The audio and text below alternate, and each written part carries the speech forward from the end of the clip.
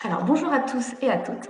Bienvenue pour cette masterclass de l'entrepreneuriat sur Pivot organisée en partenariat avec la Caisse d'épargne Bourgogne-Franche-Comté et rendue possible grâce au soutien du Grand Chalon et de la région Bourgogne-Franche-Comté. Cet événement est organisé par Nicéphore Cité, pôle d'ingénierie numérique du Grand Chalon. Nous avons pour principale mission d'accompagner les entreprises industrielles dans leur transformation numérique et les porteurs de projets dans leur développement. C'est donc l'objectif de ce cycle de masterclass, vous informer et vous sensibiliser aux thématiques importantes dans le développement de votre activité et la gestion de votre entreprise. Avant de laisser la parole à nos intervenants, je souhaitais vous présenter rapidement le projet actuellement mené par le Grand Chalon, l'usinerie, que vous pouvez voir donc sur le partage d'écran. L'usinerie, c'est un lieu d'innovation dédié à la transformation numérique des entreprises industrielles et au développement de l'innovation. Ce bâtiment de 4000 m² sera à l'automne 2021 la boîte à outils de l'industrie du futur. Les entreprises pourront s'y former, s'informer, réseauter et rencontrer les formations de l'ENSAM et du CNAM qui y seront hébergées. Et également créer des prototypes grâce au Fab Lab déjà existants et bénéficier d'un laboratoire d'expérimentation. L'objectif est de créer une communauté autour de l'industrie du futur avec les entreprises, les porteurs de projets, les acteurs économiques, l'enseignement et la recherche. Notre rôle est donc de favoriser la compétitivité des entreprises de notre territoire, le développement de projets innovants et enfin favoriser l'innovation numérique pour l'industrie. Nous sommes donc à votre écoute pour tout accompagnement et mise en réseau.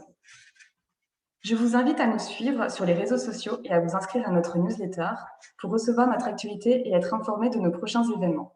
D'ailleurs, vous pouvez vous inscrire dès à présent à notre prochain webinaire sur le design thinking au service des entreprises, qui aura lieu le jeudi 29 avril de 10h30 à midi. Maintenant, je laisse la parole à Sylvie Guillonneau de la Caisse d'épargne Bourgogne-Franche-Comté, qui accompagne les porteurs de projets et bénéficie d'une expertise reconnue dans l'innovation et qui anime cette masterclass. Alors, je vais arrêter mon partage et je vais te laisser la parole, Sylvie. Merci Coralie. Bonjour à tous, bienvenue à ce webinaire. Donc, je m'appelle Sylvie Guillonneau, je suis responsable de Neo Business, qui est le programme d'accompagnement des startups et des entreprises innovantes pour la Caisse d'épargne. Et j'ai le plaisir d'animer ce matin ce webinaire sur le pivot, qui est un vaste sujet avec une définition qui est assez difficile à mettre en place précisément. Donc, pour en parler, Séverine Erlin de Vianéo et Charlotte de Chumeromsa commenceront cette matinale. Et ensuite, Antoine de Corson du groupe Corner nous développera également ce thème. Séverine. Hop. Bon webinaire à tous.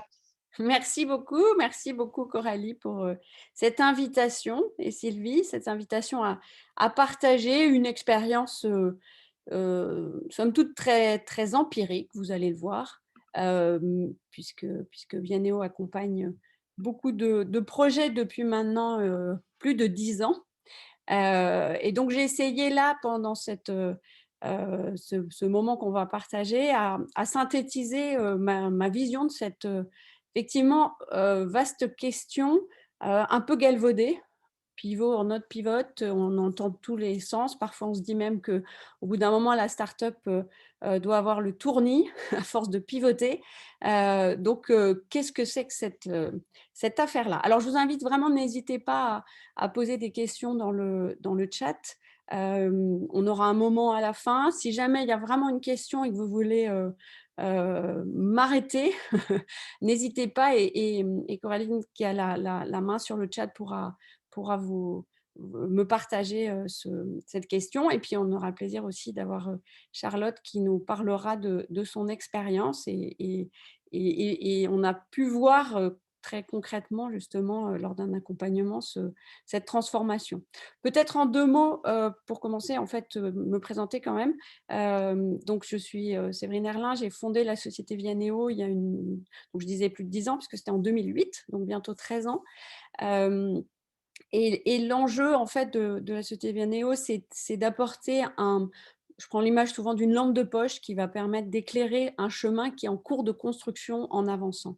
Et pour que ce chemin soit praticable, on va dire, un des enjeux fondamentaux, c'est la question de l'accès au marché, la question de la valeur créée. Et donc, bien sûr, sur ce chemin, la question du pivot, la question du chemin à prendre à un moment donné est au cœur de cette problématique. Alors, mais mon enjeu là, il n'est pas de centrer sur Vianéo, mais vraiment sur cette question du pivot. Pour rentrer dans le sujet, je vous propose qu'on aille sur ce petit outil qui va vous permettre déjà de me partager ce que vous avez en tête quand vous entendez pivot. Je trouve que c'est intéressant de voir si c'est pour vous un mot évident ou pas. Donc, allez sur ce Go to Menti. Là, je vais y aller. Voilà. Et vous devriez pouvoir indiquer quelques 3 mots, les mots qui vous viennent à l'esprit quand, quand vous entendez ce mot. Voilà, je vous laisse, on se laisse 2 minutes. Dites-nous dans le chat si jamais vous avez un souci.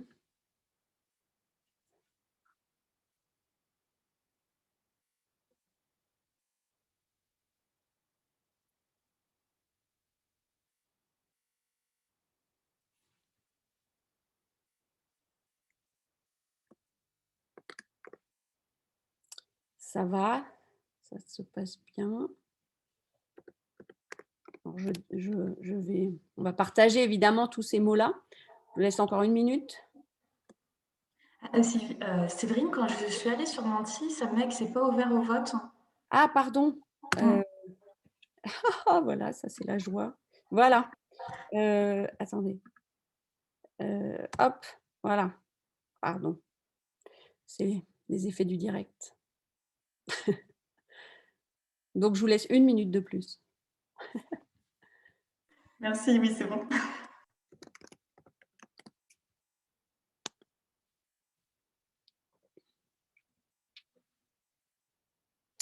Voilà.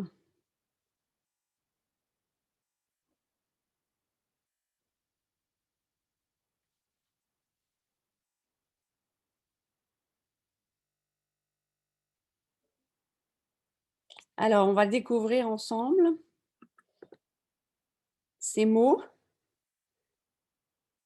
Rebondir, direction, pointer du doigt, intéressant. Remise en question, adaptabilité. C'est pas mal, pointer du doigt, rigolo. Choix, résilience, adapter, réorienter, agile, rebond, itération, orientation, direction. Très bien. Et au cœur de ça, effectivement, l'enjeu de remise en question. Super, ben merci. Donc, on a déjà beaucoup d'éléments. Je vais revenir sur ma présentation. Et on va voir si vous me direz à la fin si ce sont les mêmes mots que vous avez en tête par rapport au début, ou il y en a d'autres peut-être qui seront arrivés. Alors moi, quand j'ai commencé à préparer cette masterclass, je me suis dit finalement, si j'avais une image en tête qui représentait le pivot, ce serait quoi? Eh bien, je vous la partage, c'est celle-ci. Je pense que vous la connaissez. Donc, c'est quand Wall-E découvre la dernière plante sur Terre. Alors, évidemment, ce n'est pas l'enjeu de la dernière plante, mais c'est l'enjeu de la valeur. C'est vraiment l'enjeu de la découverte et de l'identification alors après, on verra de création de valeur, mais en tout cas, c'est vraiment cette rencontre entre, waouh, il y a un potentiel de valeur et la personne qui porte aussi cette volonté de la trouver, la valeur. Mais je me suis dit, c'est important aussi de repartir un peu à l'essentiel, et c'est un mot français, pivot, enfin en tout cas américain aussi, anglais, mais il y a une définition. Et en retrouvant la définition du Larousse, base, soutien essentiel sur ce sur quoi tout repose, l'axe, la clé de voûte autour de quoi tout s'organise. Finalement, l'autre image qui m'est venue à l'esprit, c'est celle du basketteur qui fait un exercice, c'est un exercice très important de la pratique de basket, c'est apprendre à pivoter sur son pied. On va le voir, c'est un ancrage qui est absolument crucial, qu'il faut bien avoir en tête. Alors maintenant, revenons dans le monde de la start-up. Et là, le pivot, eh bien, l'origine, c'est un concept qui était vraiment mis au goût du jour par la méthode Lean Startup d'Eric Ries. Donc, vous connaissez sans doute son livre. Et cette méthode, en fait, elle a pour objectif de raccourcir le temps de validation du potentiel de valeur créé par une nouvelle offre pour avoir très, très vite des retours d'usage. Donc, l'enjeu de cette méthode, c'est vraiment la confrontation la plus rapide possible et avec un minimum d'investissement entre une idée qui va devenir un projet, qui pourra être au démarrage ce qu'on appelle un MVP, c'est-à-dire un minimum viable product, donc l'élément vraiment le plus essentiel pour arriver à créer de la valeur, et les utilisateurs potentiels, le marché, c'est-à-dire l'espace en fait qui va pouvoir s'en emparer pour le faire sienne et valider que effectivement cette offre apporte de la valeur. Donc, vous n'êtes pas sans connaître tous ces termes consacrés de MVP, fail fast, test and learn, qui sont essentiels dans l'approche et dans cette notion de pivot. En fait, l'enjeu du pivot, c'est une cohérence vraiment, vraiment forte entre l'offre et la demande, entre une valeur attendue et une solution qui rentre en lien avec cette valeur attendue. Alors là, je vous présente la marelle de Vianeo, de notre approche, qui représente en fait le cheminement. Vous avez tous joué à la marelle quand vous étiez enfant. Il y a la terre et il y a le ciel. Donc la terre, c'est un ancrage. Donc vous avez une idée, vous avez identifié un problème à résoudre, vous avez des moyens pour avoir l'audace de vouloir le résoudre. Et l'enjeu, c'est de trouver l'espace de valeur et qui va être validé par un business model, par une commande client au bout du compte. Mais pour passer de la terre au ciel, il y a des passages obligés pour s'assurer de la cohérence en fait entre ce que j'apporte, l'espace qui va le voir arriver, le périmètre, je prends souvent l'image du pavé dans la mare telle qu'elle existe aujourd'hui, sans le pavé, qui sont ces gens-là en termes d'usage, en termes d'économie, de business déjà existant, de chaîne de valeur, et du coup, quelle offre je vais pouvoir faire. Quand est-ce qu'on se met à se dire qu'il faut pivoter? C'est qu'en fait, il y a une rupture dans cette cohérence-là. Il y a une rupture, soit parce qu'il n'y a plus d'usage, il n'y a plus de besoin, quelque part, le marché disparaît par rapport à ce qu'on apporte, en tout cas, on ne le trouve pas, soit à l'inverse, peut-être parce qu'on n'a pas la solution pour répondre aux besoins. En tout cas, il y a une rupture qui se crée, et là, on n'a pas le choix, puisqu'on a perdu la cohérence, il faut absolument retrouver un moyen de la retrouver. En fait, quand est-ce que ça se passe du coup, la nécessité du pivot se fait forcément dans un contexte d'incertitude, avec associé vraiment une problématique de survie. Est-ce que je vais pouvoir passer le cap et à un moment, c'est aussi un principe de réalité si je n'ai pas les retours de cette valeur effective. En général, il y a 3 moments vraiment clés qui font qu'on se dit là, il va falloir pivoter. Il n'y a pas de besoin. Et d'ailleurs, vous n'êtes pas sans savoir que la raison numéro 1 pour laquelle les startups échouent, c'est l'absence de besoin. Donc, on est là en train de pousser une solution, mais dont personne n'a vraiment, en tout cas, n'émet le souhait de l'utiliser. Ça peut être aussi une condition de conjoncture, et on le verra avec en particulier le témoignage d'Antoine. Et puis, je pense que la conjoncture actuelle nous montre que c'est effectivement les circonstances qui nous imposent pour beaucoup des pivots. Et puis, il y a aussi une vision stratégique. À un moment donné, on se dit, cette cohérence à l'instant T, on ferait mieux d'aller la chercher ailleurs. Voilà. Donc, c'est aussi une histoire de vision stratégique. Quoi qu'il arrive, dans tous ces cas-là, en fait, il faut bouger vite, et au moins aussi vite que son environnement, parce qu'on est dans une problématique de survie, et il faut vite trouver vraiment l'espace et l'opportunité sur le marché.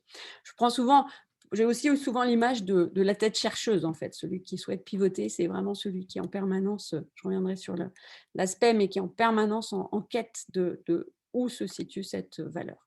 Donc justement, il faut, pour trouver cette cohérence, pour trouver cet espace de valeur, il faut absolument acquérir une posture exploratoire, une posture de détective qui va nous permettre de trouver effectivement cette valeur. Alors le mieux, avant d'en parler, juste un point de posture stratégique. Ensuite, je vous présenterai un certain nombre d'exemples.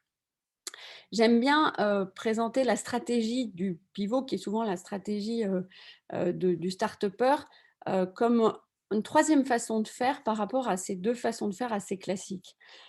La première, le plan A, ça, j'ai envie de dire, vous l'avez appris à l'école, c'est de se dire je pars du passé pour construire l'avenir.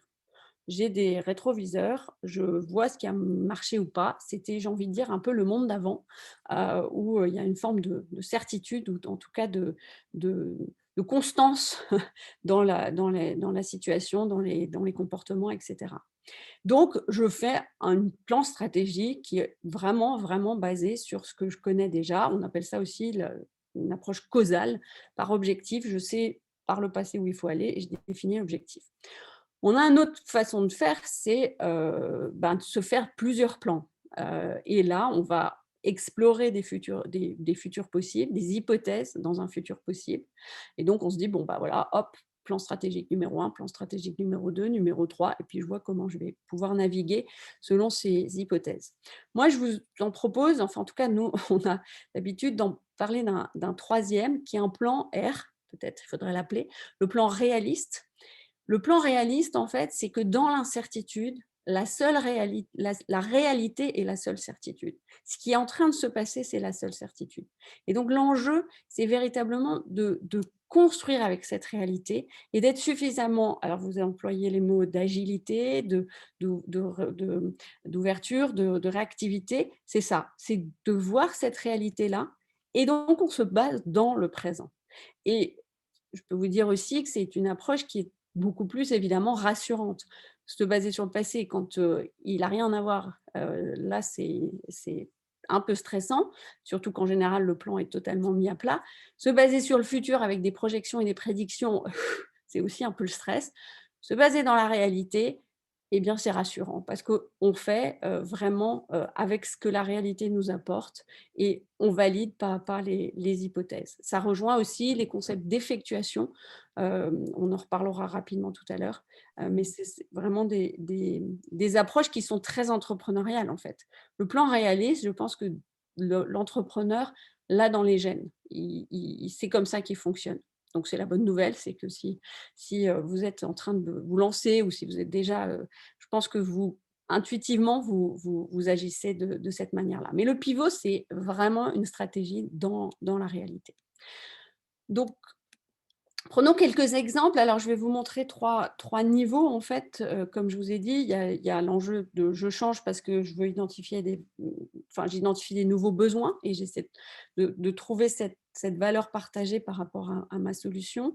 Il y a un deuxième, comme on l'a dit, autre enjeu, c'est la stratégie. Il y a un pivot plus stratégique, une vision avec plus de hauteur. Et la troisième étape, c'est donc la réaction par rapport à la conjoncture. Et donc, je vous montrerai des exemples pour chacun de ces cas. Il y en a évidemment des tonnes. Hein, il suffit de taper pivot startup exemple. Voilà, vous en aurez des tonnes. Et je ne vous cache pas que je l'ai fait pour m'inspirer, même si je me suis aussi évidemment inspirée de projets qu'on a pu accompagner. Alors, Criteo, on ne l'a pas accompagné. Mais c'est une belle histoire. Au début, c'était en fait un service de recommandation de films. Ils mettaient en avant dans la culture des films par rapport à ce que visionnait déjà la personne connectée au service. Et puis progressivement, en fait, ils sont allés vers le service de mettre en avant non plus des films, mais des pubs par rapport aux mots recherchés. Et donc là, ils ont trouvé vraiment leur point de départ pour la Lune, puisqu'aujourd'hui, ils en sont, je crois, à 450 millions de chiffre d'affaires pour 800 personnes. Donc, c'est une belle histoire pour une boîte créée en 2004. Donc, c'est une belle histoire.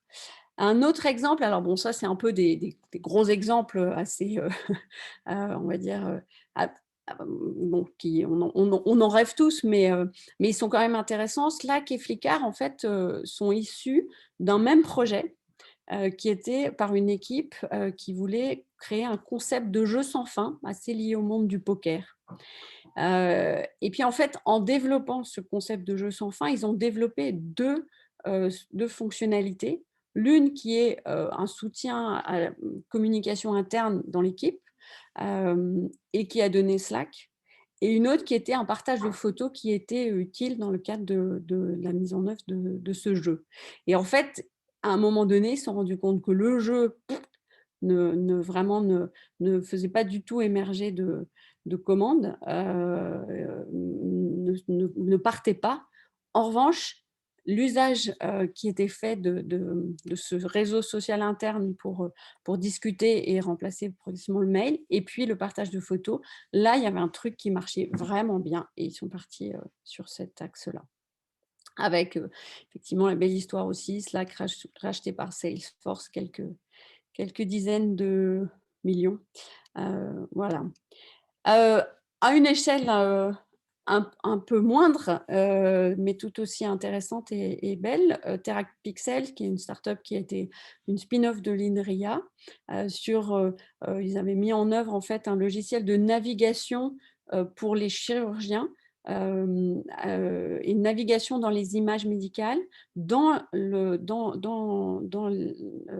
la salle d'opération, et pour toutes les raisons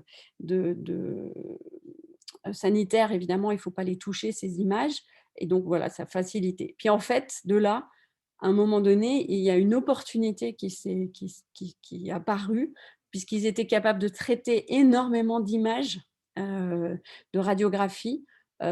Tout à coup, ils ont ouvert cet axe vers l'IA appliquée aux mammographies. Et ils le disent même sur leur site, The Pivotal Moment came donc en 2017, quand ils ont gagné en fait un challenge sur le digital mammographie. Et là, ça leur a ouvert toute une porte. Et aujourd'hui, ils sont vraiment, vraiment experts de ce domaine-là. Ils ont quasiment délaissé tout l'aspect vision des images en salle d'opération. Un autre bel exemple en ce moment qui est en train de se passer, Murphy. Alors je connais bien un des fondateurs qui d'ailleurs a été un stagiaire de Vianeo, chez Vianeo, Benjamin Blanchard. En fait, ce qui est intéressant dans Murphy, c'est qu'ils sont partis avec une conviction qui est qu'il fallait à un moment donné trouver des solutions. Enfin, le point de départ, c'était, il y avait un gars, un des copains de Benjamin qui travaillait à la SNCF et qui disait c'est quand même du délire, on est obligé d'arrêter des trains pendant des mois et des mois parce qu'il y a une petite pièce qui a cassé et qu'on ne peut pas la remplacer, il faut l'usiner, enfin c'est des trucs délirants. Donc, et si on faisait un système d'impression 3D pour des petites pièces détachées pour les trains, enfin, à un moment donné, on peut pas, c'est effrayant ce qu'on perd comme argent pour si peu. Donc, ils ont commencé à explorer cette voie-là, et puis là, ils se sont rendus compte qu'en fait, c'était très, très complexe, trop complexe. Ils sont complètement sortis de cette vision et de ce monde-là. Et en fait, ils sont allés chercher un endroit, toujours en ayant ce concept-là de vouloir réparer des pièces détachées pour ne pas tout jeter ou pour ne pas tout bloquer.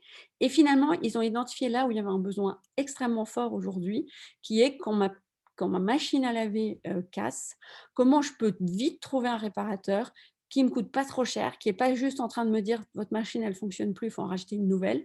Voilà, il y avait un espace. Et donc, ils ont creusé ça, ils l'ont creusé d'ailleurs avec un industriel de l'électroménager. Ils ont validé le projet en interne chez l'industriel, et puis finalement, ils ont créé Murphy qui démarre très, très, très bien, qui est vraiment une très belle histoire. Donc, c'est vraiment l'image de cette tête chercheuse. Là, je pense qu'on l'a bien en voyant, c'est pour trouver où est l'espace de valeur le plus fort et le plus pertinent, ou l'attraction, encore un mot qui est important sur ce sujet, la traction du marché est importante. Maintenant, parlons de pivot, vision stratégique. Alors, là, c'est une grosse boîte, mais même les grosses boîtes peuvent pivoter, et je trouve que c'est intéressant. Ça veut dire que vraiment, pivot, ce n'est pas réservé aux startups, c'est un objectif stratégique, de garder en tête toujours l'adaptation de l'entreprise à la réalité du monde, et de surfer sur les bonnes vagues pour garder cette place. Et Engie fait un vrai pivot vers l'énergie renouvelable. Alors, on l'espère, mais vraiment, il y a une transformation de fond de toute l'activité vers de l'énergie fossile vers l'énergie renouvelable. Et là, c'est clairement très stratégique. Mais Ramsa, je laisse la parole à Charlotte pour nous expliquer comment, à un moment donné, elle a pivoté. Merci Séverine. Bonjour à tous, donc, je suis Charlotte Roland, la fondatrice de Merampsa, Mes Remplacements Santé. Donc, c'est une société que j'ai créée en 2017 et on a commencé notre preuve de concept sur l'année 2018. Et effectivement, nous, notre premier pivot, ça a été par rapport à la vision stratégique et j'insisterai même en disant que c'est sur la valeur intégrée. Pourquoi Tout simplement, lorsque j'ai lancé l'activité de Merampsa, on était 4 associés et très vite, à la fin de notre preuve de concept, on s'est rendu compte que les associés n'avaient pas du tout la même vision stratégique ni la même envie de faire grandir Merampsa.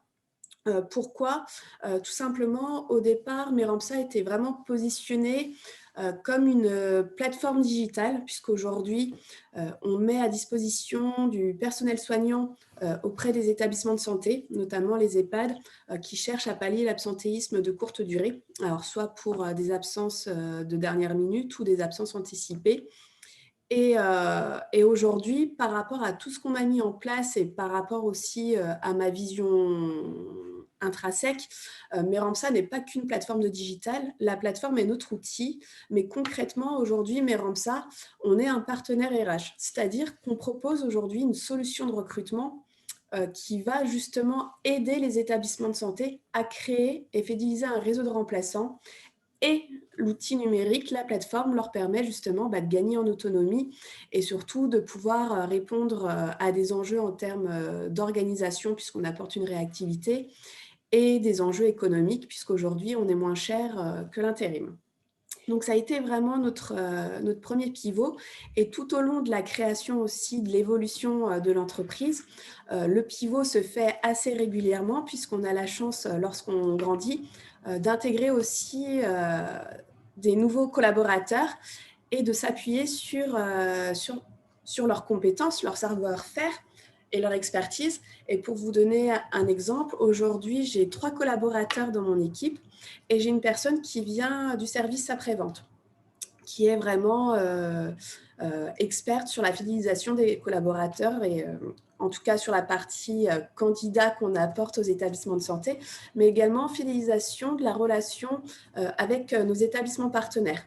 Donc aujourd'hui, Merampsa s'est appuyé sur cette expertise pour proposer des nouvelles offres et ce qui nous a permis justement de diversifier notre catalogue produit pour aller sur de l'accompagnement, sur également du conseil sur mesure et aller plus loin sur la prestation RH qui aujourd'hui ne s'arrête pas uniquement à la plateforme qui fait de la mise en relation. On va beaucoup plus loin sur des politiques d'accueil et d'intégration. Et le deuxième pivot qu'on connaît aussi aujourd'hui, mais qui est plutôt lié à un contexte sanitaire, c'est un pivot lié à la valeur perçue par nos établissements, puisqu'au départ, effectivement, la grosse problématique des établissements de santé était plutôt orientée sur l'absentéisme de courte durée. Comment fait-on pour aller chercher des remplaçants efficacement ? Aujourd'hui, l'une des premières problématiques qui ressort pendant la crise Covid, c'est surtout les démissions et les départs volontaires. Donc, c'est maintenant comment gérer les postes vacants pour assurer une continuité de service. Et aujourd'hui, Merampsa grandit une nouvelle fois et propose notre prestation de l'absentéisme de courte durée qui reste notre expertise, mais également des prestations pour accompagner nos établissements à recruter sur des CDD ou des CDI. Donc là, il y a plusieurs possibilités de pivot, soit sur la valeur vraiment intégrée dans nos équipes, mais également sur la valeur perçue par le marché. Et moi, je tiens à préciser qu'effectivement, en suivant la formation via Néo en 2018, ça m'a permis justement de restructurer la vision stratégique de Merampsa et surtout de prendre conscience des différences entre les associés et de pouvoir faire une séparation dans les meilleures conditions possibles pour emmener Mérampsal là où on est aujourd'hui. Voilà. Ouais. Intéressant, j'allais justement te demander, en fait, est-ce qu'il y a eu un événement un peu, on peut se dire, qu'est-ce qui, à un moment donné, déclenche le pivot et la conscience qu'il y a, une autre voie à prendre. Et je pense que tu l'as dit sur l'aspect prise de conscience de la... Alors, il y a la cohérence marché et offre, mais il y a un point que tu soulignes qui est très important, c'est la cohérence des porteurs, la cohérence de l'équipe et vraiment la vision partagée pour aller sur une voie. Sans ça, c'est pas possible. Donc là, tu ressens que vous êtes sur une voie, voilà, où le marché est là, l'attraction est là. Là, nous, on voit bien la différence, effectivement.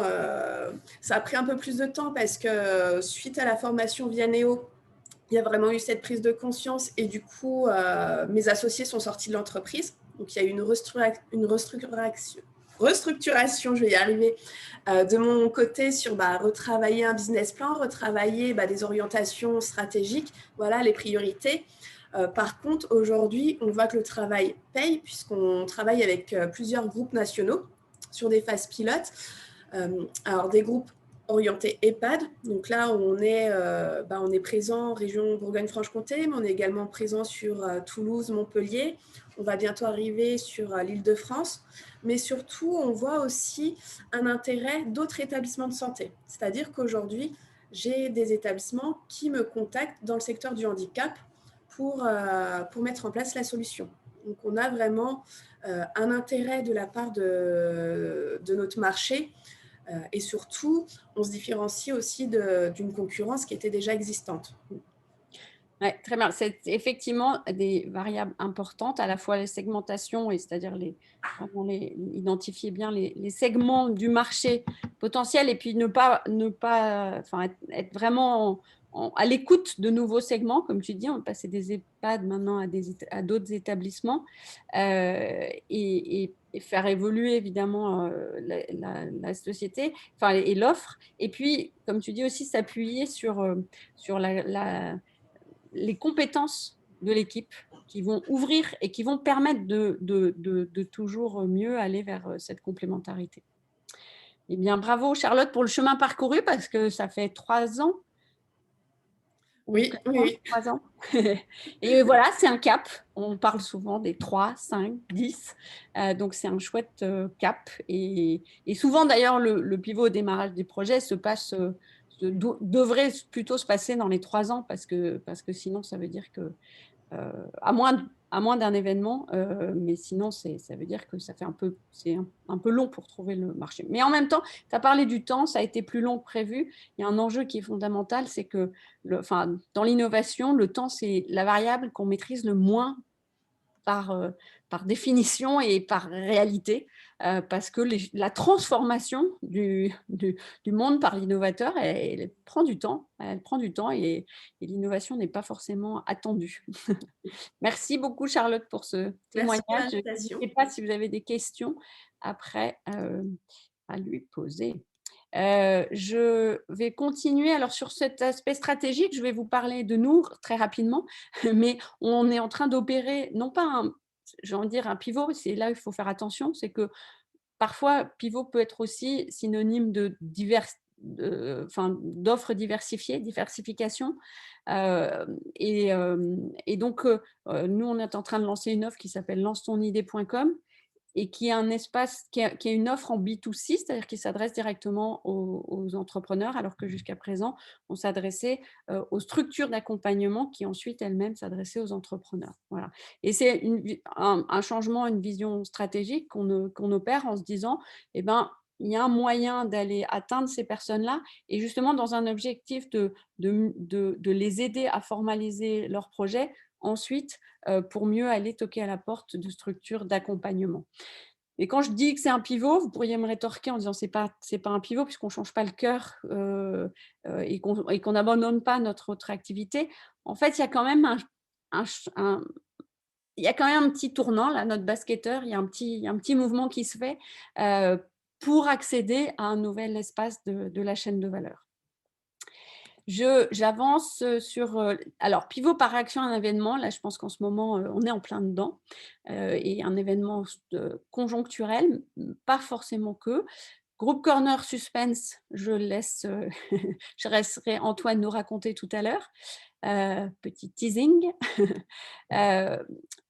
D'autres exemples, Foodo Market, qui est une start-up qui a à peu près 2-3 ans, qui s'est lancée vraiment en B2B pour faire le lien entre des producteurs et des restaurateurs, pour avoir en gros un Rungis digitalisé. C'était vraiment ça leur objectif. Bon, le Covid a fait qu'ils ont ouvert cette nouvelle offre pour les particuliers.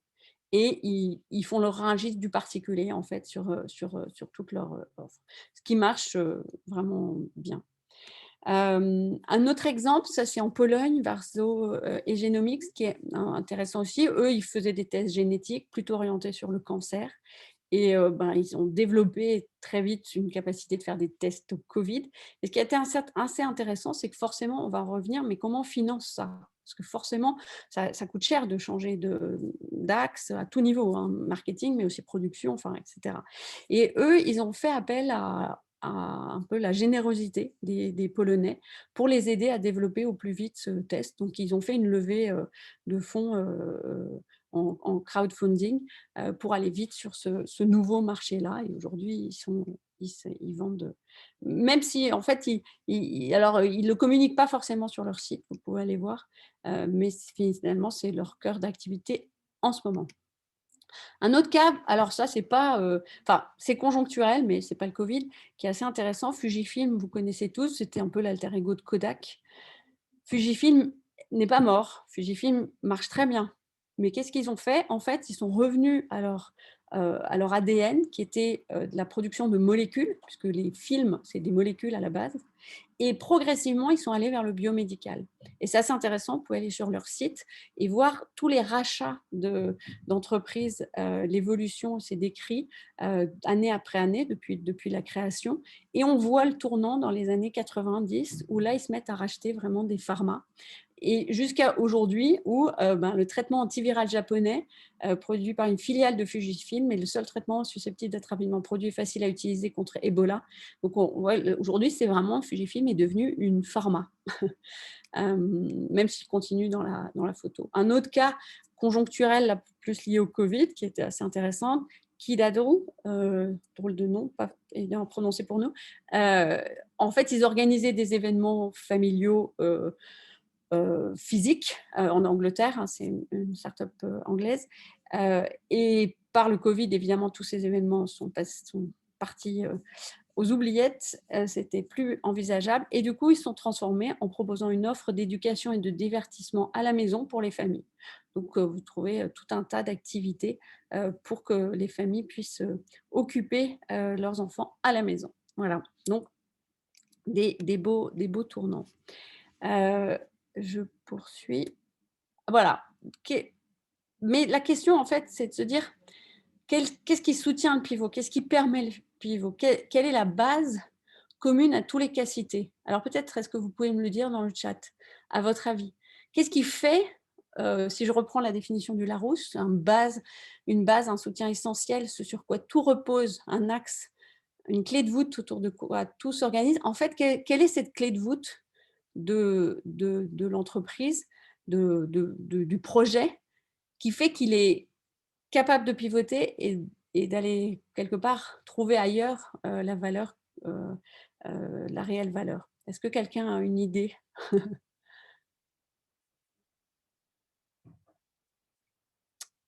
Alors, je vous donne la réponse. En fait, ce qui fait cette clé de voûte, c'est un retour, c'est une introspection presque.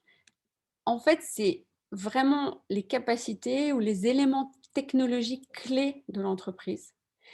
Et là, c'est là que c'est important, aborder indépendamment de leur application dans un produit défini. C'est-à-dire qu'en fait, il faut complètement faire abstraction du produit, repartir à sa ressource interne, intrinsèque, comme tu disais, Charlotte, pour créer autre chose pour d'autres personnes, mais sans se dénaturer dans son ADN, en fait, parce que c'est ça notre force, c'est ça notre capacité à offrir une nouvelle solution. Voilà. Mais repartir vraiment, j'ai envie de dire, un peu aux tripes, au cœur aussi, et aux capacités tangibles, intangibles, à tout ce qui a fait l'émergence du projet. Voilà. Et prendre du recul pour retrouver finalement des nouveaux espaces de valeur. C'est pour ça que c'est compliqué pour des grands groupes. En fait, ce qui est compliqué, c'est de faire abstraction du produit quand on est installé, voilà, et de changer. Un exemple, je peux vous donner, en ce moment, on vit avec Saint-Gobain-Pam. Saint-Gobain-Pam, ils installent des tuyaux et des systèmes tout un réseau de tuyaux dans les villes pour le réseau d'eau en particulier. Et bien aujourd'hui, ils sont en train de prendre conscience que ces tuyaux, ils sont installés partout, il n'y a plus beaucoup de potentiel de nouvelles installations en fait. Et donc, ils sont en train de pivoter pour travailler à une offre complètement nouvelle pour eux, c'est du service, de la maintenance, du support. Et là, c'est radical, c'est-à-dire qu'on ne vend plus un tuyau en fonte, on vend des personnes qui vont venir pouvoir travailler sur la maintenance. Mais ils sont capables de le faire puisque leur ADN, c'est de gérer de l'eau. Donc, voilà. Donc, l'enjeu est vraiment de repartir. Donc, je reprends la marelle là en vous montrant un peu plus en détail, mais je vais aller rapidement. De repartir sur j'ai le problème à résoudre, mes moyens, mon avantage déloyal, ce que j'ai qui est unique vraiment dans mon ADN, pour bien définir peut-être un nouveau périmètre d'application par rapport à celui qui était avant et qui n'a pas apporté ses preuves de valeur, de bien se ancrer dans les usages, les besoins, les solutions existantes, avec une compréhension du réseau de valeur et du fonctionnement du marché, pour ensuite définir une offre, et peut-être toute nouvelle, ou en tout cas avec des nouvelles fonctionnalités. N'oubliez pas la notion de MVP, qui soit immédiatement accessible et viable, et effectivement viable, puisqu'on va pouvoir définir un bon business model. Voilà la logique d'une exploration, tout en se disant, je ne pars pas du client, mais je pars vraiment du problème à résoudre et des moyens dont je dispose pour avoir l'audace de vouloir le résoudre. Pour ça, bien évidemment, les méthodes sont très utiles et intéressantes. L'effectuation, je vous invite à aller voir un site qui s'appelle effectuation.org. Vous aurez tous les éléments. Et il y a un professeur, Philippe Zilberzan de l'EM Lyon, qui est un peu le porte-parole, puisque c'est un concept américain, qui est le porte-parole en France. Et c'est passionnant parce qu'en fait, on se rend compte de tout ce qu'on est effectué sans le savoir. Parce qu'en fait, en 2 mots, l'effectuation, c'est quand je ne sais pas où je vais, le meilleur moyen d'y aller, c'est de faire avec ce que j'ai. Donc, jusqu'à présent, c'est un peu notre vie, ça. On fait juste avec ce qu'on a, et souvent, l'image qu'on prend, c'est on ouvre le frigo.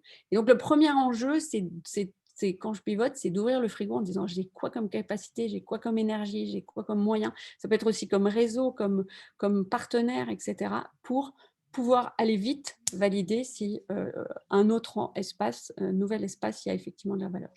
Le design thinking est crucial puisqu'en fait, il faut aller explorer, il faut aller comprendre, il faut aller surtout pas se projeter, mais s'insérer dans un espace, enfin projeter et écraser avec notre pavé la mare, mais au contraire s'insérer dans un espace qui existe. Et donc le design thinking nous aide à avoir de l'empathie, à observer, etc. Et le Lean Startup nous aide à plugger de cette compréhension de la réalité, à véritablement plugger la bonne solution sans mettre plus que ce qu'il ne faut pour atteindre vraiment cette preuve de désirabilité et de viabilité, c'est-à-dire de création de valeur. Quelques phrases que j'ai un peu attrapées au vol. Alors, je n'ai pas mis le nom des personnes parce que ce n'est pas des personnes, c'est des start-upers. Mais voilà, le meilleur moment pour pivoter, c'est quand le pivot devient une opportunité. En fait, il y a quelque part quelque chose qui vous attire vers et qui vous montre qu'il y a un truc à saisir. Quand on pivote, mon conseil, c'est de ne pas se retourner. Il faut y aller, fort de cette conviction et de cette opportunité validée. Alors, en même temps, attention, comme dirait l'autre, en contexte de crise, il semble indispensable de devoir pivoter, mais attention, ce n'est pas parce que toutes les startups le font qu'il faut absolument le faire. Donc, il y a un moment donné, faire gaffe à l'effet de mode. Pas parce que c'est écrit qu'une startup pivote qu'il faut le faire. Et d'ailleurs, j'ai un exemple à ce titre. Une startup qu'on a accompagnée, les Joyeux Recycleurs, eh bien, son fondateur, Fabien de Castilla, qui depuis a passé la main, ils installent en fait des boîtes de recyclage dans les bureaux des entreprises à Paris. Et donc son fondateur me disait, bah, en fait, moi, dans mon incubateur, sur 1 an, il était incubé à Dauphine, je suis le seul à ne pas avoir pivoté. Dès le départ, en fait, ma stratégie était vraiment ancrée dans la réalité et dans la validation de cette valeur. Et je n'ai pas pivoté et je ne m'en porte pas plus mal parce que, évidemment, un pivot est là pour rapporter plus, mais peut coûter cher, surtout si on a beaucoup avancé déjà. Et puis, écoutez ses tripes, ça c'est crucial. Comme je dis, c'est la cohérence entre l'offre et le marché, mais et au cœur de cette cohérence-là, il y a vraiment le porteur, l'équipe qui y va avec toute sa conviction, sa foi dans l'opportunité à saisir. Donc, il ne faut pas les laisser de côté. Quelques conseils rapidement, pour un peu synthétiser, parce que je pense que j'en ai dit beaucoup tout au long de cette présentation. Adopter la posture du détective en quête de tous les indices qui convergent. Vraiment, c'est vraiment ça l'enjeu. C'est en fait, je cherche à résoudre une énigme. Qu'est-ce que je vais vendre et à qui ? Et finalement, comme tout détective, pour résoudre une énigme, il faut identifier des indices, les corréler entre eux et arriver à la conviction que oui, c'est bien là. Donc, vraiment une posture très, très exploratoire. Une posture aussi assez humble, et qui dit posture humble, c'est attention à ne pas s'auto-persuader, à ne pas se recentrer sur soi en se disant c'est moi qui détiens la vérité, et être dans cette capacité de permanente vraiment de se faire challenger par le monde extérieur, d'écouter les critiques, parce que elles sont hyper constructives dans une phase de pivot, elles vont aider à retailler comme il faut le pavé dans la mare. Comme disait Charlotte, et c'était crucial, assurez-vous d'avoir une vision alignée avec votre équipe. Et ça peut être la source du pivot, si c'est comme ça a été pour Merhamsa. C'est crucial, parce que si vous ne partagez pas cette vision, ben c'est mort. D'ailleurs, j'ai vu une fois un projet en fait, qui s'est arrêté parce que l'équipe s'est rendue compte que en fait, le projet de pivot était porté par le dirigeant, mais l'équipe ne se sentait pas la capacité, quand on parlait de capacité de technologique ou humaine pour y aller, l'équipe ne se sentait pas la compétence et la capacité pour aller vers ce nouvel espace. Et en fait, bah, c'était un no-go pour le projet parce que là, ils étaient en train de tout casser. Voilà, donc c'est vraiment essentiel d'avoir une équipe alignée et des capacités et vraiment cohérentes. Valider les hypothèses au plus vite, l'enjeu, il est évidemment fail fast, mais aussi, moi, je préfère win quick, qui est plus sympa. Le concept d'échec et d'erreur et tout, c'est bien gentil, mais c'est pas ça dont on a envie. Mais sauter dans la mare et tester l'attraction. Voyez si ça réagit, voyez si du monde a envie. C'est pas évident, hein, parce que souvent, ça commence très petit, puis progressivement, mais vraiment, faut aller au front. Concentrez-vous sur une chose et faites-la extrêmement bien. C'est aussi le principe du MVP, vraiment d'aller sur les fonctionnalités minimales qui vont permettre d'acquérir cette preuve de valeur, d'usage et puis ensuite d'achat. Et puis, l'effectuation, faites avec ce que vous avez. On peut se poser la question de comment on finance un pivot. Bon, bah, il y a certaines startups qui ont levé des fonds puis qui annoncent qu'il faut qu'elles pivotent. Là, dans ce cas-là, il faut aller présenter la stratégie au board et leur dire on n'a pas le choix, c'est là où est la valeur, il faut y aller si vous voulez. Bon, et ben du coup, les sous, la levée de fonds servira peut-être pas à ce qu'elle a été faite au départ, mais peut-être pour justement financer ce pivot. Et puis, surtout, en se recentrant sur son ADN, sur ce qu'on sait bien faire, peut-être qu'en fait, ça coûtera beaucoup moins cher que ce qu'on pourrait imaginer si on était dans un projet par objectif, avec une liste d'opérationnels de ce qu'il nous faudrait pour la réaliser. Donc, faites avec ce que vous avez, c'est encore plus porteur pour vraiment se lancer et valider l'intérêt vraiment du pivot. Voilà, et la dernière chose crucial, c'est qu'en fait, n'oubliez pas que finalement, ce qui valide la pertinence du pivot, c'est la commande. À l'origine était la commande, c'est souvent ce que j'aime à rappeler. Euh, La seule preuve que votre product market fit, ça aussi, c'est un terme qu'on emploie souvent dans ce monde-là. Product market fit, c'est vraiment le fit entre le produit et le marché. Il manque un E. Donc, la seule preuve, c'est qu'il y a une commande. Voilà. Alors, il faut s'assurer que la commande, elle ne vient pas de copains qui nous font plaisir. Elle vient de vrais clients. Et puis, surtout, elle se multiplie, qu'il n'y en a pas qu'un seul. Mais c'est la seule preuve que votre pivot est effectivement pertinent. Voilà, j'en ai terminé. J'espère que ces éléments vous aident dans votre réflexion. Peut-être qu'on passe maintenant à la phase de... Merci beaucoup, Séverine. Merci de ce tour complet sur le pivot.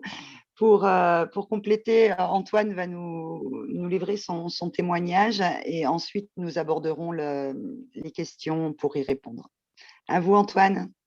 Merci. Bonjour tout le monde. Alors, je vais juste vous partager rapidement quelques slides. Je ne sais pas si vous voyez bien mon écran. Parfait. Oui. Donc, bonjour, Antoine de Corson. Je suis le fondateur de Groupe Corner.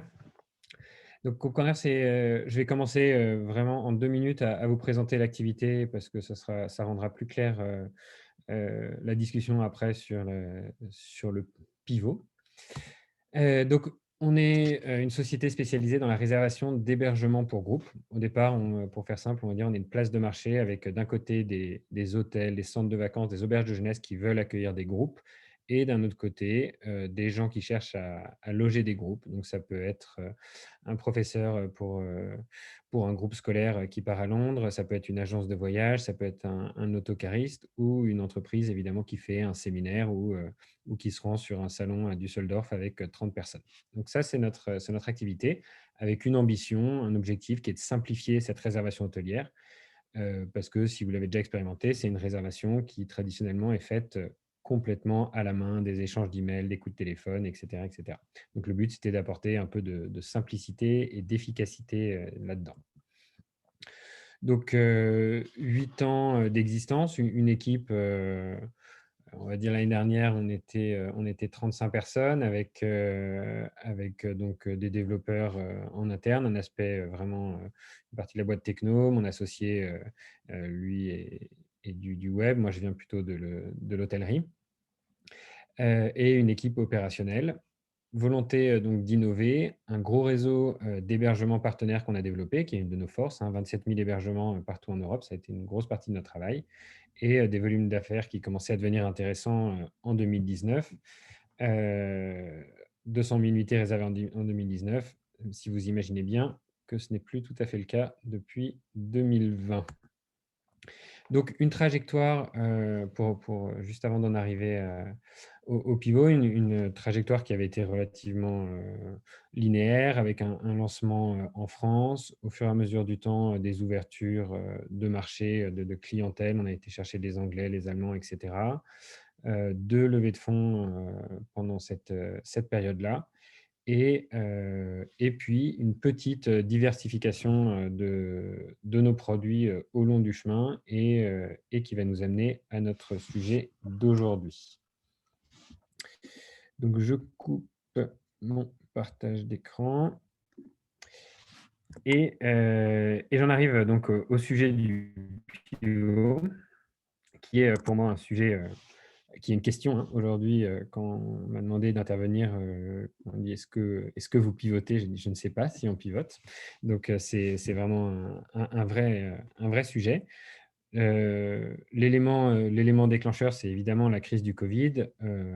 En 2 secondes, vous l'avez vu, on avait, on va dire, une évolution qui était plutôt linéaire. Les choses se passait bien. Ça veut dire que sur notre activité, on est parti vraiment, moi quand j'ai quitté l'hôtellerie pour lancer Groupe Corner, l'idée c'était cette place de marché sur laquelle des hôteliers et des clients allaient se rencontrer.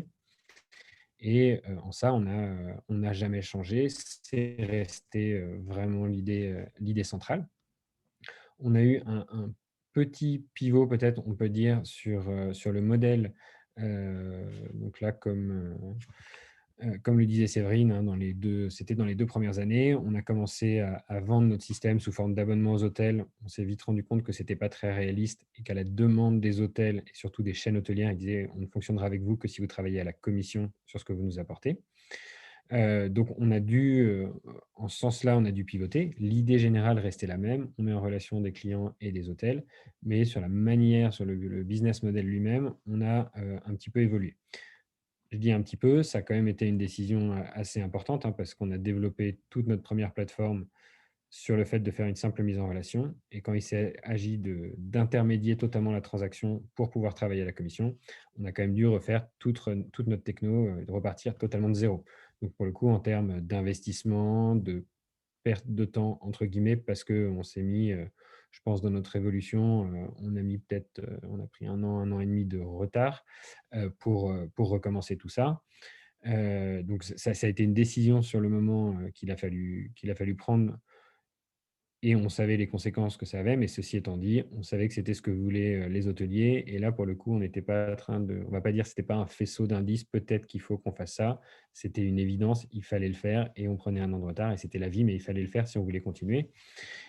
Parce que c'était juste évident, et on l'a pas regretté parce que clairement, c'est à partir du moment où on a mis en place, cette deuxième version de la plateforme, ce nouveau système de fonctionnement, que le volume des réservations, a commencé à décoller, qu'on a commencé à faire rentrer des gros réseaux, hôteliers en tant que partenaires, et cetera.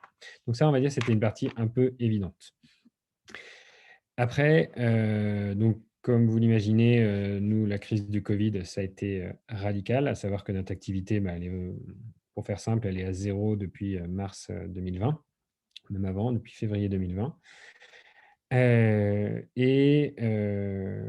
Donc on a eu plusieurs étapes, hein. Évidemment, gérer la crise au départ, des milliers d'annulations à gérer, et cetera. Donc on a été, d'abord les mains dans le cambouis et à essayer de stabiliser la situation.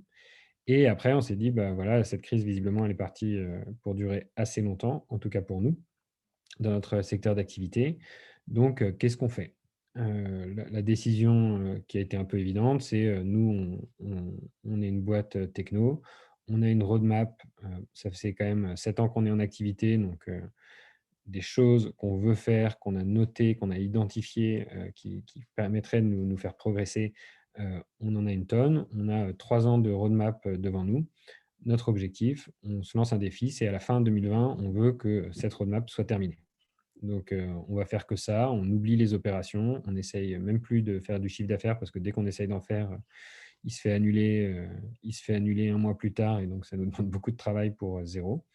On se concentre à fond, là-dessus. Ce qu'on a fait, et ce qu'on a presque respecté, puisqu'on a mis en ligne, ce projet, le 13 janvier, donc, avec simplement 2 semaines de retard. Et la chose intéressante qui s'est passée, c'est que quand, on a commencé à présenter, notre travail à nos partenaires hôteliers à l'automne, on a eu des réactions, et là, pour le coup, on va dire, on était plus dans les indices un peu plus subtils, mais, on a vu, on va dire, peut-être une réelle admiration dans les yeux des hôteliers qui disaient: «Ah non, mais c'est top, c'est fou comme ce que vous faites correspond à notre réalité». Donc, notre réalité, c'est la réservation de groupe qui est pénible, où on passe sa vie à remettre des devis à jour, et cetera. Et on a senti, on a vu un peu ce petit éclair dans les yeux, des hôteliers, des chaînes hôtelières, en se disant: «Tiens, ils apprécient vraiment le travail qu'on vient de faire». Nous, en parallèle, on se disait: «Bon, bah, ce projet, on est en ligne pour le terminer à la fin de l'année. Qu'est-ce qu'on va faire après?» Parce que, nous, notre, objectif de reprise, c'était septembre 2021. Déjà à l'automne, on savait qu'on en avait encore, pour, a priori 1 an, pendant lequel ça allait être, compliqué. Enfin, on savait. Comme personne, on n'avait pas de certitude, mais c'était, comme tout le monde, enfin, voilà, mais on avait, c'était notre idée, c'était que ça allait être long et compliqué encore dans notre secteur pour un gros moment. Donc on savait que la première moitié de 2021 allait être vide et allait être à zéro pour nous. Et donc là, on s'est dit, il nous faut des projets et il faut qu'on fasse des choses qui soient, qui font qu'au moment où la reprise arrive, on soit encore plus fort, encore meilleur, qu'on gagne plus d'argent pour rattraper tout ce qui s'est passé pour l'année et demie, les 2 ans de perdus à cause du Covid. Et là, c'était avec, on va dire pour le coup, des contraintes en termes de contraintes. Séverine en parlait, hein, qu'est-ce qu'on a comme budget, qu'est-ce qu'on a comme équipe, etc. Nous, on avait une liste de contraintes qui était assez importante. En premier lieu, évidemment, les ressources financières, parce que nous, la crise du Covid, comme pour d'autres, hein, ça veut dire brûler de la trésorerie régulièrement. Et donc, le projet où on crée un truc incroyable à partir de zéro et on va faire comme si on créait une nouvelle boîte et on va trouver des financements pour le financer, c'était pas du tout une option. Une équipe un peu réduite à sa portion congrue aussi parce que une bonne partie de l'équipe en activité partielle, etc. Donc, un certain nombre de contraintes qu'on avait. Et, la contrainte principale, totale, étant le ROI. Il faut qu'on ait quelque chose au moment où l'activité repart, ça nous rapporte, ça soit très rentable et ce ne soit pas comme lancer une nouvelle startup qui va prendre plusieurs années avant de gagner de l'argent. Donc, on a tout étudié et c'est vrai que nous, c'est cette réaction des hôteliers qui nous a fait réagir. On s'est dit, est-ce qu'il n'y aurait pas quelque chose? Est-ce qu'on ne peut pas vendre notre techno à des hôtels, à des groupes hôteliers? Et là, à l'automne, donc je pense que c'était à peu près au mois de novembre, on a fait concrètement un PowerPoint en expliquant qu'on avait développé ce super produit qu'on appelait GPS, qui est un produit qui va vous permettre à vous, hôteliers, de capter les demandes de groupe et surtout de digitaliser toute la descente du devis jusqu'à paiement-facturation en passant pour toutes les étapes. Il y en a beaucoup dans la réservation de groupe, hein, c'est des devis qui changent tout le temps, etc. Donc, beaucoup d'étapes. On a digitalisé tout ça et on vous propose notre outil en mode SaaS avec un abonnement mensuel. Et on bricolait des démonstrations en utilisant ce qu'on était en train de développer pour nous, pour notre activité de place de marché. Et en fait, là, pour le coup, les réactions ont été, on a vraiment vu l'enthousiasme chez les gens à qui on le présentait. Et en fait, on l'a vendu, Céline disait, l'important, c'est la commande. Et en fait, on a 3 chaînes qui, en un mois, se sont dit: «OK, on prend votre solution». Alors, en fait, ils ne comprenaient pas et on n'était peut-être pas assez clair sur le fait qu'elle n'existait pas, qu'elle serait disponible qu'au mois d'avril, etc. Mais n'empêche qu'ils ont signé les contrats. Et puis, on a commencé à avoir des discussions avec d'autres. Et aujourd'hui, donc nous, on a, pour le coup, dès que notre solution, le 13 janvier, notre solution de place de marché a été mise en ligne, on a enchaîné très, très vite derrière sur le développement de cette solution qu'on proposait aux hôtels. Elle est mise en ligne entre aujourd'hui et lundi, donc elle est maintenant prête pour être utilisée. Et on a eu on a beaucoup de discussions avec des groupes, y compris des gros groupes hôteliers sur la solution. Et on a vraiment, on rencontre de l'enthousiasme plus que ce qu'on a pu avoir pour notre solution place de marché. Où toujours dit, quand on présentait notre solution place de marché, c'était toujours: «Ah bah oui, c'est malin, c'est vrai que ça manque, c'est vrai que c'est compliqué, non, c'est malin d'aller là-dessus, il y a un truc à faire». Et ça, on l'a toujours eu, très bien. Et après, les gens qui l'utilisaient étaient contents, mais quand on présentait, on n'avait jamais des yeux qui s'écarquillaient en disant: «Ah mais c'est vraiment génial». Et je disais, donc, j'ai quelqu'un de notre conseil d'administration qui disait toujours, dans une boîte, et notamment logiciel, techno, etc., il faut le wow factor. Il faut que les gens, on leur présente et ils fassent waouh. Ça, je dirais que c'est un peu la première fois qu'on l'a. Les gens, majorité des cas, quand on le présente, ils disent waouh, c'est exactement ce qu'il me faut. Ça fait 2 ans, ça fait 3 ans que je cherche ça.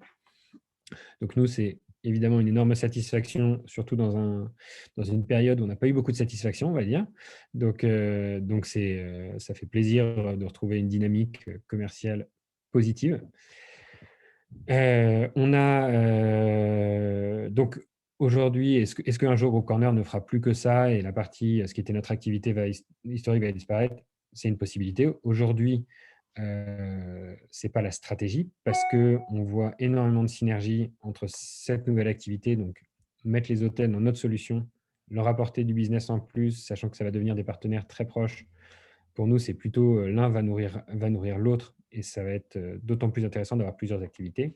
Mais après, peut-être que l'une sera commercialement tellement plus intéressante, rentabilité, etc. Peut-être qu'il va s'avérer a posteriori que ce sera un pivot, même si c'est aujourd'hui, c'est pas forcément l'objectif.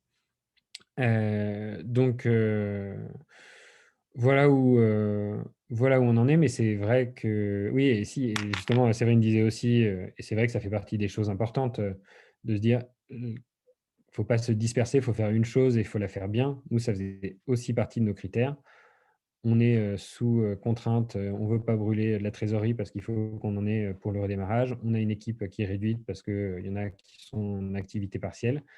Si les idées qu'on développe, parce que des idées, on en a plein, enfin, dès qu'on s'est mis autour d'une table, on a discuté des idées, on avait des dizaines, mais tout ce qui équivaut à de la dispersion et donc, était juste pas acceptable.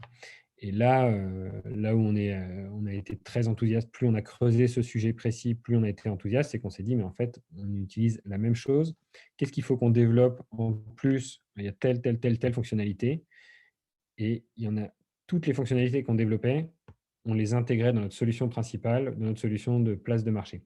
Donc en fait, on vraiment s'est dit, mais c'était tellement, ça marche tellement bien ensemble. Et surtout, même si par hasard cette nouvelle activité s'arrêtait aux 3 premières chaînes qu'on a signées, qu'on n'allait pas plus loin, au pire, on aura développé 2 mois de fonctionnalités en plus qui vont servir de toute manière. Donc, voilà, donc c'est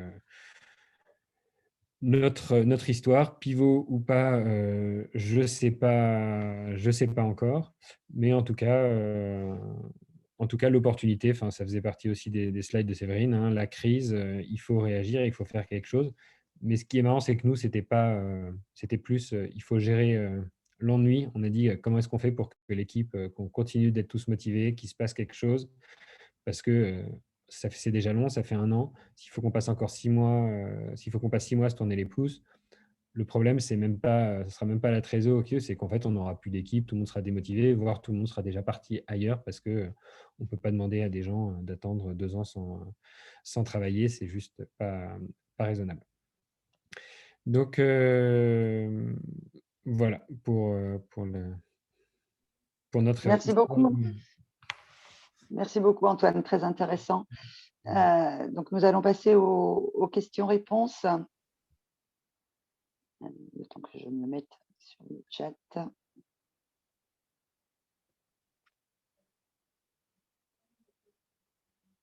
Alors, et donc, bien entendu, hein, Charlotte, Séverine ou Antoine peuvent répondre aux questions suivant leur expérience. À quel moment est-ce qu'on se rend compte de la nécessité de pivoter et de ne pas s'entêter? Comment, avec quels signaux et quelle méthodologie d'analyse? Pardon. Peut-être rapidement, moi je dirais que les chiffres sont une bonne, que ce soit les chiffres de revenus sonnants et trébuchants de commandes, mais aussi les chiffres d'usage, si on est moins… Voilà, donc en tout cas, quand on se rend compte qu'à un moment donné, on ne va plus pouvoir avoir de rentrées qui vont permettre de faire vivre la société. Donc il y a un risque très élevé de les perdre. Et si je peux compléter, ne pas s'entêter, j'ai envie de dire, chaque situation du fondateur ou de l'équipe qui porte le projet est vraiment différente. Les obligations ne sont pas les mêmes. Moi, quand j'ai démarré Merampsa, j'avais 26 ans. J'ai pas de famille à charge, voilà, j'ai aucun frais. Ce qui m'a permis effectivement d'aujourd'hui de m'entêter, de faire une proposition de rachat et continuer l'aventure toute seule. Donc ça, je pense que c'est vraiment propre à chacun et ça dépend comment on a envie de vivre son projet. Moi, je ne voulais pas de regrets et j'ai tout mis en place pour ne pas en avoir. Et là où je pense aussi, une chose qui est extrêmement importante, on n'en a pas forcément parlé aujourd'hui parce que ce n'était pas le thème, lorsqu'on porte un projet, l'entrepreneuriat, c'est extrêmement complexe dans le sens où chaque jour est différent. Notre vie, c'est des montagnes russes.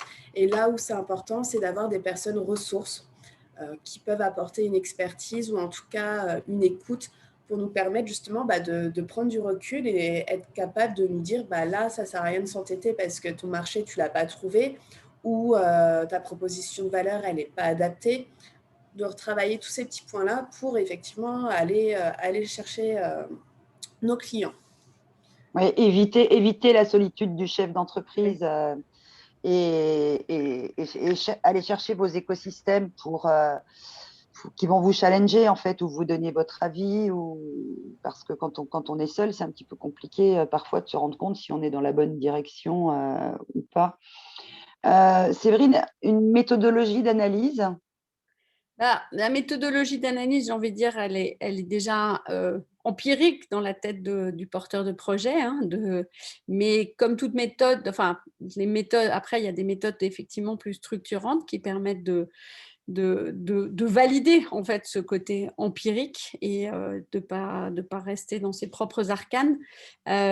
Donc, comme je les ai cités, moi je pense que l'effectuation qui vous permet de prendre conscience que vous avez déjà beaucoup et que vous pouvez faire avec ce que vous avez, le design thinking qui vous permet d'aller vraiment explorer le potentiel et tester, comprendre, non, c'est plutôt comprendre la réalité, le Lean Startup qui vous permet de tester, et puis l'approche Vianeo avec Samarel et son questionnement, quelque part, fait la cohérence entre toutes ces questions-là pour montrer que c'est un tout et il faut que ça se tienne.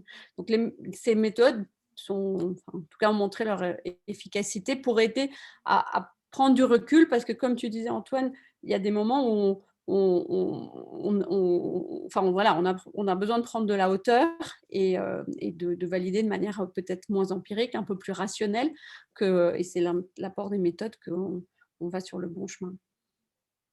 Merci Séverine. N'hésitez pas, si vous avez des questions complémentaires à les mettre ou des besoins de précision à le mettre dans le fil de la conversation. Autre question, à quel moment savoir qu'on a trouvé son marché et combien de temps se donner pour expérimenter? Alors là, je vais juste répondre brièvement en tant que banquière. À quel moment savoir qu'on a trouvé son marché? C'est quand pour moi, c'est quand vous avez des clients et que vous faites du chiffre d'affaires. Mais Séverine ou Charlotte, Antoine, si vous voulez apporter un complément, notamment sur le temps. Antoine, tu as un bon cas court en ce moment. Ben oui. En fait, pour moi, il y a des grosses différences. En fait, pour faire simple, on va dire que notre activité historique, c'est plus une activité B2C, même si ce n'est pas tout à fait vrai, mais pour faire simple, on va dire que c'est du B2C. Et notre deuxième, et là, ce qu'on est en train de lancer en ce moment, c'est du pure B2B. On vend du logiciel à une entreprise. On sait, quand on lance une place de marché, B2C, ça prend du temps. Et avant de faire des volumes intéressants, ça prend du temps et c'est très cher. Parce que le trafic Internet est cher, parce que tout est cher. Donc, de dire c'est quand on a atteint X milliers, moi je pense que ça ne marche pas. Par contre, ce qui est certain, c'est ce qu'a dit Sylvie, c'est qu'il faut qu'il y ait du chiffre qui rentre, même si c'est petit, sur une place de marché, etc., pour dire, tiens, il y a des clients qui achètent, qui trouvent que ça correspond à ce dont ils ont besoin, et idéalement même qui reviennent. Ça, pour moi, c'est un des gros signes quand même. La pertinence, c'est ce que les clients consomment un peu dans la durée, même s'il n'y en a pas beaucoup. Donc ça dépend, je dirais, pas mal de la cible. Et alors qu'en B2B, en effet, on voit de l'intérêt, ça achète pas. Il y a un moment, pour le coup, il ne faut pas s'obstiner trop longtemps. Si on n'arrive pas à avoir un premier client un peu d'importance, ça veut dire que le produit ne correspond pas. Après, il y a des histoires de cycle de vente. Plus c'est gros, plus le cycle de vente risque d'être long. Moi, je rejoins un peu ce qu'a dit Charlotte. C'est aussi, ça dépend des ressources qu'on a, de la situation personnelle qu'on a. Il ne faut pas s'entêter. Ça veut dire de ne pas se mettre dans une situation difficile, ne pas s'endetter trop à titre personnel, etc. Pour moi, les contraintes, elles sont plutôt de ce côté-là. Donc, c'est se fixer des limites jusqu'où je suis prêt à aller. Et idéalement, pas aller trop loin quand même, ne pas se mettre dans des situations. Bien sûr. Après, au niveau du temps à se donner pour expérimenter, ça dépend pas mal de votre produit aussi quand même, du temps de développement. Et après, je rejoins tout à fait Antoine, de votre marché. La différence d'acquisition client entre du B2C et du B2B, elle est phénoménale. Séverine, quelque chose à ajouter? Non, c'était, Ok. il y a une histoire de feeling de marché. Il y a une question qui était intéressante peut-être sur le chat. J'ai vu sur. Je vais continuer les Ouais, questions. pardon. Euh, Antoine a bien répondu oui. concrètement. Alors, dans le cas du pivot radical, pourquoi ne pas créer une nouvelle structure au lieu de faire pivoter l'ancienne? Ouais, c'est celle-là, je trouve. Ouais. C'est Charlotte, un tu vrai peux peut-être sujet. nous apporter ton témoignage? Bah, encore une fois, tout dépend de votre entreprise, du contexte. Moi, par exemple, quand j'ai racheté Merempsa, j'aurais pu complètement fermer Merempsa et créer une nouvelle structure en repartant toute seule, en allant chercher des nouveaux financements. J'ai fait le choix de garder Merempsa et de continuer. Pourquoi? Bah, déjà parce que je commençais à avoir une image de marque à Dijon. J'avais déjà une base de données de candidats et je n'avais pas envie de perdre tout le travail qui avait été effectué depuis 1 an. Et si j'avais changé de marque, clairement, j'aurais perdu mes candidats et il aurait fallu repartir de zéro. Donc, c'est un choix qui dépend vraiment du contexte. Tout dépend de la situation financière. Est-ce que c'est plus simple de fermer et de recréer aussi une nouvelle structure ou c'est toujours une évaluation du risque. Donc, il n'y a pas forcément de réponse blanc ou noir. C'est gris comme beaucoup de questions. Ouais, merci Charlotte. Ah, moi, je vais ajouter quelque chose en réponse à cette question côté banque. Attention à l'ouverture et à la fermeture successive de structures, hein. Pour les banquiers, ce n'est pas forcément des clignotants positifs. Dans le milieu de l'innovation, on est acculturé à l'innovation, on est acculturé au pivot, donc on comprend, mais sans aucun problème, que toutes les startups qu'on accompagne doivent à un moment ou à un autre pivoter. C'est même plutôt en général assez sain de pivoter. Par contre, si vous avez une structure où vous êtes allé chercher des prêts d'honneur ou des choses comme ça et que ça ne crante pas, que vous décidez de la fermer pour en ouvrir une autre, l'écosystème se connaît et on vous posera forcément la question de pourquoi vous avez fait comme ça. Après, ça peut être aussi une question de financement, hein. Ah bah oui. Une nouvelle structure peut permettre justement d'aller lever plus facilement Oui et non. Mais encore une fois, c'est complètement Ouais. conjoncturel, quoi. C'est vraiment en fonction des. Il y a quand même un historique qui reste en fonction du représentant légal de l'entreprise. Oui. Ouais, moi, c'est ce que j'allais dire. Enfin, aujourd'hui, je pourrais dire, hein, vu ce qu'on a la techno, j'ai l'équipe. Mon intérêt personnel, c'est-à-dire, moi, je fais table rase de tout. Je vais monter une structure, je mets ce produit à côté, j'oublie tous nos actionnaires qui sont rentrés chez nous, qui nous ont financés pendant 8 ans, etc. Je pense qu'il y a au moins une personne ici qui apprécierait pas tellement. Donc, en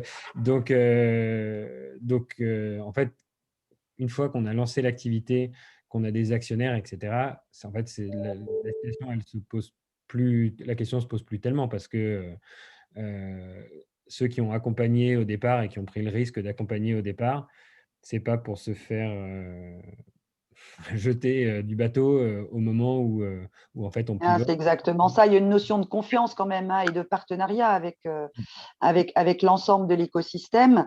Le milieu souvent de l'innovation, on se connaît tous, hein, quelle que soit la région. Donc oui, je rejoins à 300% évidemment ce que vient de dire Antoine. Une autre question, est-il conseillé de faire participer nos prospects à la conception même du produit? Alors là, je répondrais oui. Bah oui, un grand oui. Oui. C'est même impossible autrement, en fait. Et il faut les impliquer parce que c'est vos premiers partenaires stratégiques, en fait. Plus qu'utilisateurs, c'est les premiers partenaires stratégiques qui vont être capables de mettre les mains dans le cambouis et être à la fois, voilà, dire non, ça je le veux, ça je le veux pas, c'est fondamental. Et Antoine, vous avez réussi à le faire? Ouais, nous, là, il y a dans ceux qu'on lance, il y a une grosse chaîne qui pourrait rentrer chez nous avec plus de 200 hôtels. Et pour le coup, on leur a dit, vous, si ça se fait, vous rentrerez gratuitement et vous serez co-designer de la solution jusqu'à la fin 2021.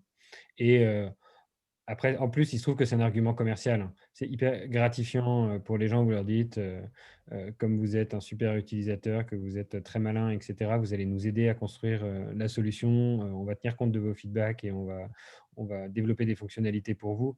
De toute façon, les gens adorent. Donc, en plus, c'est un argument commercial, au-delà du fait que, en effet, le but, vu que c'est de répondre à leurs besoins, c'est eux qui le connaissent et que enfin, c'est sûr que c'est la clé de designer avec eux. Nous, quand on a fait notre solution, celle-là, on l'a moins fait, mais parce que ça fait 8 ans qu'on les écoute. Donc, tout ce dont ils ont besoin, ça fait 8 ans qu'on le note. Ouais, ça fait.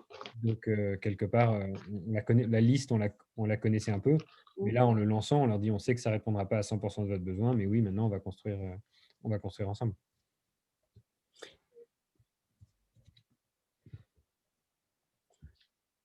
Ok, donc nous avons une autre question pour rebondir, merci Karine, sur ce qui vient d'être dit. Se pose alors la question de la pertinence de l'échantillon. Si je traduis, c'est est-ce qu'il faut vraiment avoir un échantillon vaste pour mesurer la taille du marché, en quelque sorte, ou le potentiel de marché, et ne pas se retrouver avec un mouton à 5 pattes qui n'intéressera qu'une niche très restreinte. Il y a une chose qui est sûre, c'est qu'au démarrage, on ne peut pas faire du quantitatif. On fera forcément du qualitatif. Donc, on n'en aura pas beaucoup. Mais ce qui est surtout important, c'est de valider que ce qu'on arrive à obtenir comme retour avec on aura la même chose avec un deuxième, un troisième, un quatrième, un cinquième, et ça suffit. Ce n'est pas la peine d'aller au-delà. Mais déjà là, on pourra vraiment concentrer. Et le principe du MVP, c'est que il est minimum viable pour chacun de ces. Donc, ça veut dire qu'il faut aussi bien segmenter, bien définir en fait ce persona d'utilisateur et de potentiel client pour pas disperser sur effectivement. Mais et puis derrière, ça n'empêche pas d'avoir quand même une vision macro en se disant bon, on en a 5, mais n'empêche que si on dézoome, on pourra, enfin, j'imagine, Antoine, voir tous les groupes hôteliers, tous les hôtels, et à ce moment-là, on est capable d'ajouter un peu plus de macro. Mais pour construire le produit, restons sur du quali, mais assurons-nous que c'est bien la même chose que les uns et les autres veulent. Alors, nous... Oui, pardon, Antoine. C'est exactement ça. Et surtout, vous restez, c'est vous qui challengez aussi. Ça veut dire que, bien sûr, on écoute ce que dit le client, etc. Mais on se dit, ça, en effet, je suis en train de rentrer dans du micro-détail qui ne concerne que lui et qui ne sera pas général. Donc, à chaque fois, vous allez avoir une réflexion. Et ça ne veut pas dire qu'on va suivre à la lettre le cahier des charges d'un personnel, d'une entreprise cliente et tout faire selon ses desiderata. On va dire, OK, ça c'est intéressant, ça on le challengera dans le futur, on le garde et si ça revient auprès d'autres clients, on le fera. Mais c'est aussi vous qui avez quand même cette décision et ce regard et dire non, ça on le fera pas parce qu'on pense que c'est trop, ça ne concerne que vous et ça ne concerne pas tout le monde. Ouais, alors nous, côté bancaire, quand on a des dossiers bancaires, que ce soit haut de bilan ou dette, sur des nouveaux marchés sur lesquels on n'a aucun recul et aucune piste d'analyse, moi, c'est vrai que je demande souvent un peu des sondages ou des enquêtes, voir au moins si le démarrage de l'idée intéresse et s'il y a du marché. C'est clair, il faut.